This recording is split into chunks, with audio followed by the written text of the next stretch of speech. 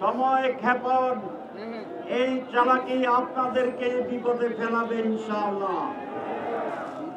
গণভোট জাতীয় নির্বাচনের আগে হতে হবে। জাতীয় নির্বাচনের তফসিল ঘোষণার পরেও গণভোট করতে আইনি কোনো বাধা নাই।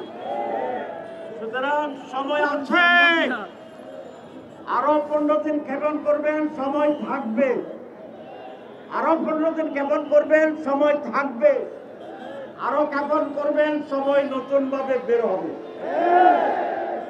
যা বুঝাতে চাই বুঝে নিন।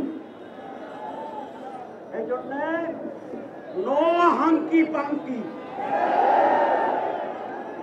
সোজা সোজা গণভোট আগে দেন, অসুবিধা কি?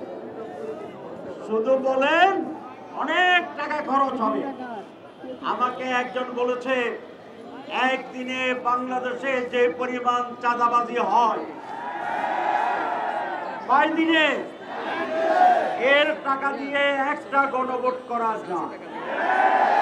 তাহলে চাঁদাবাজি বন্ধ হলে প্রত্যেক দিন একটা করে গণভোট করলেও টাকার সমস্যা হবে না।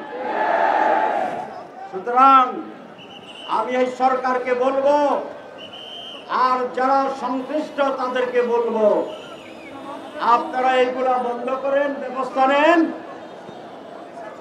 ইনশাআল্লাহ বাংলাদেশে গণভোটের টাকার অভাব হবে না।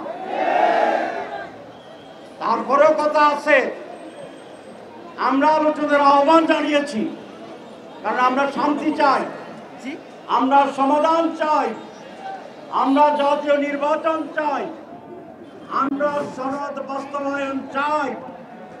সেই কারণে বলছি, যদি কিছু না বুঝেন, সমস্যা তাকে আসেন, আলোচনা করি। আমরা সেই আহ্বান জানিয়েছিলেন, আপনারা কি জানেন? সরকারও বলেছে আপনারা আলোচনা করেন।